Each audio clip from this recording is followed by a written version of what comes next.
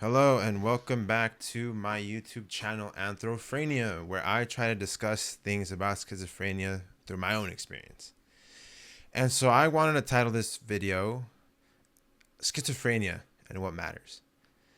To give a quick TLDR for those who don't want to watch the whole video, it's love.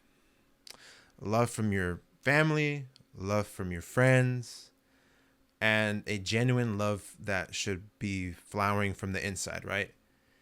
But to get into specifics, when I first got diagnosed with schizophrenia, I first like felt like no one understood me, right? I felt like I was thrown into a reality that only I could understand, and I was thrown into a reality that only my eyes were capable of seeing, right? And a lot of this actually isolated me. It isolated me. It made me feel very alone, that no one's hearing the same voices I am, or no one's believing the same things I am. No one's validating my experience, right? That drives people crazy, especially people with schizophrenia. But that drives anybody crazy, not to be validated. And so this started alleviating when I first went to therapy in 2020, I believe, where he really started focusing in on how to communicate properly, communicate emotions rather than things such as tangible things such as like the voices or the delusions, right? Like I can explain everything about the TV show, but no one's gonna understand that. But if I talk about things such as my delusions are making me upset, like I don't know what to do, I feel frustrated, I feel lost, I feel confused. As soon as you start using relatable terms, you start incorporating yourself into the larger picture, right? And that larger picture is your support system. Because if your support system can't really understand what you're going through, then they're gonna have trouble supporting you, basically. And so what matters is love. What matters is knowing and trusting people around you, because that's difficult for someone with schizophrenia to do. They now exist in a place where half their life they're being lied to and the other half doesn't believe them. And that's a terrible place for anybody to be in. So really just being there for them, giving them compassion, and by compassion I mean unconditional love, by the way. Just unconditionally loving them, like no matter what they do, if like, because they're figuring stuff out. They're figuring stuff out. They're lost. They're more lost than anybody in the situation.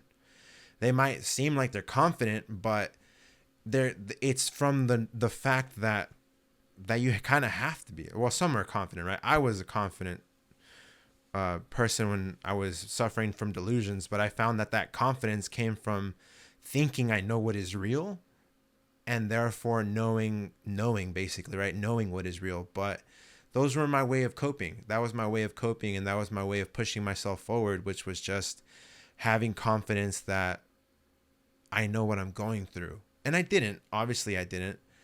Um there was a lot of trouble until I got into therapy, where that sort of hashed out everything for me. My therapist, actually, as a sort of like a disclaimer, he's extremely open to therapies that aren't used a lot. And his therapy actually, he went to a clinic, I think in Michigan or something. It was in the Midwest, where they actually focused on treating schizophrenia without medications. I think it developed in some part of Europe and moved over here to America. I can't remember the name. I think it's called Open Dialogue in Europe. I can't remember the name in America. It might be Open Dialogue, just Open Dialogue USA. I can't remember. Um, but point being is that he was very adamant about getting me better without focusing on the medication, because the medication doesn't do anything other than just be there, right?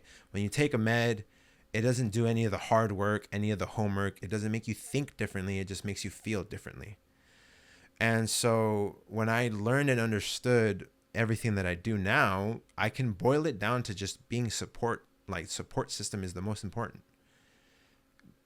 Having someone there you can rely on will alleviate anxiety. It will alleviate the symptoms of feeling lost, because at least you have someone who believes in you, right? Not maybe they don't believe in your delusions, but they believe in you, right? Like I like a good parent should. I could have any dream I want, right? I just need the support from my parents to push through to that dream. Schizophrenia is no different, where it's like you're in trouble. So what do, right? You go to people who you trust. The most difficult part about schizophrenia is that trust gets shaken by pure stigma.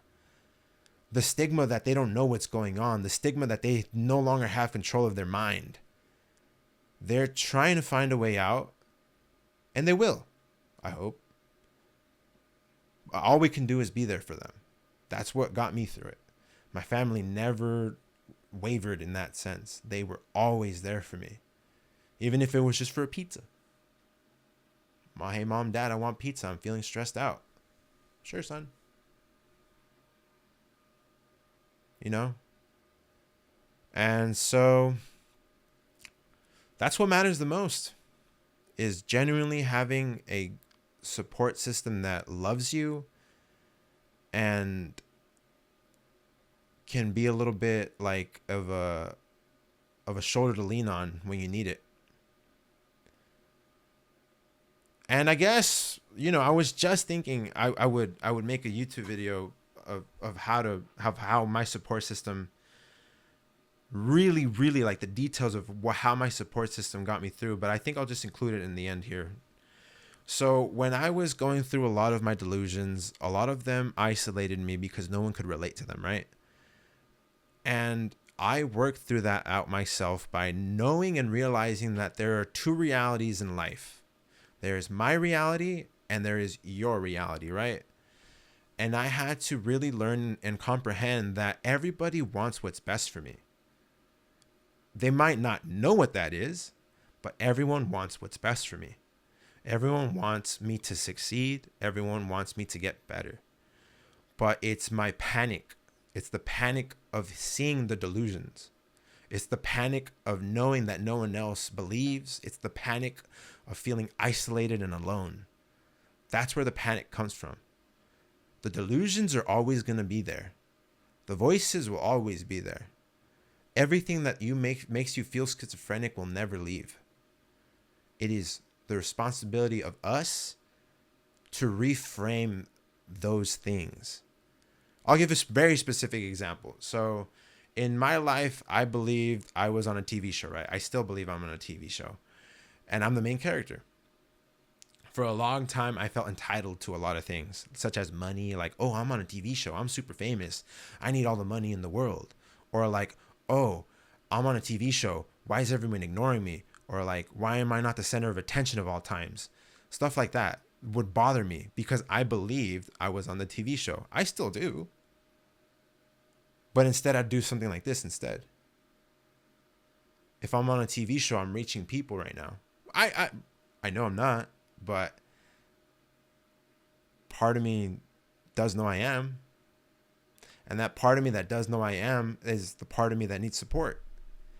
Because there's a part of me that does not believe I'm on a TV show, but oftentimes that part's the part of me that feels crazy. The part of me that feels sane is the part of me that does believe I'm on a TV show. Because that's the part of me that's inside of me. That's the part of me no one else can see. That's the part of me I keep to myself. The whole I'm not on a TV show thing, that's for you. When I'm alone, I can't help but feel like I'm on a TV show, right? And so what do? I try to be as positive as I can. Because if it's a TV show, it's going to be the best damn TV show. Best damn TV show in terms of like trying to be a good role model, right? But, to quickly summarize, love, compassion. By compassion, I mean unconditional love. And a tiny bit of homework. As much as you can handle, right? If you're suffering from schizophrenia, just try to look at your life and remember who matters, and it's going to be your family. It's going to be your friends. That's what really matters. Thank you.